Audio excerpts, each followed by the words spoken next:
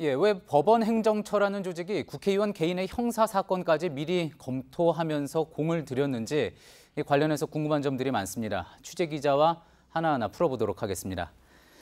강보들 기자, 자 검찰이 이제까지 확보한 문건 그리고 관련자 진술 토대로 보면은 임종원 당시 법원행정처 차장이 그 지시로 법원행정처가 홍일표 의원의 정치자금법 위반 사건을 검토했다 이렇게 보고 있는 것 아닙니까?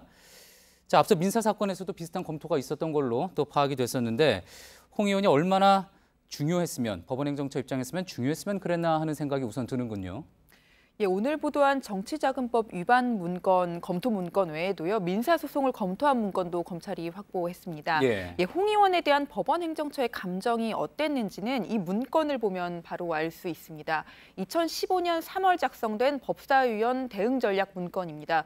홍 의원과의 대화 소재로 대표 발의에 감사하며 통과 시에는 법원이 늘 감사할 것이라는 점을 적절히 설명하라는 지침이 적혀 있습니다. 예.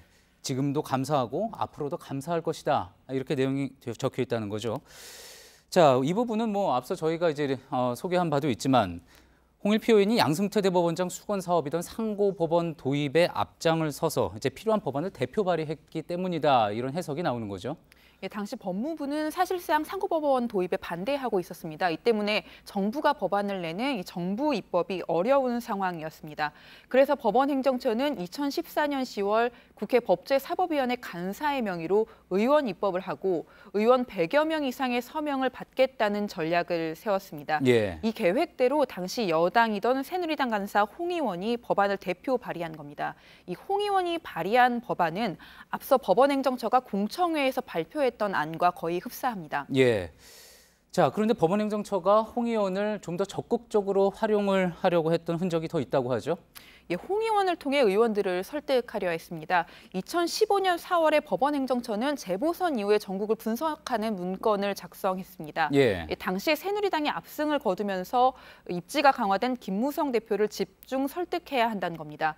그러면서 김 대표의 접촉 루트로 친분이 깊은 홍 의원을 추천했습니다. 또 홍 의원이 토론회 등에서 상고법원의 장점을 언급하도록 하자는 계획도 행정처가 작성한 문건에서 확인할 수 있었습니다. 예. 자, 그렇다면 그 문건만 보면은 법원행정처는 홍 의원을 사실상 한 팀처럼 생각을 했다. 이렇게 파악이 될 것 같은데. 자, 검찰은 이를 중요한 부분은 이거 같습니다. 대가를 바라고 한 어떤 입법 로비다. 이렇게 보고 있는 겁니까?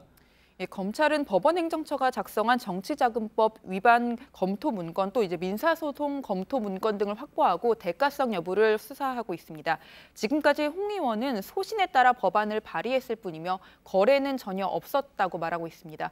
하지만 검찰은 행정처 문건에 담긴 내용이 본인이 알리거나 수사 내용을 빼내지 않으면 알 수 없는 내용이라는 점에서 의심을 거두지 않고 있습니다.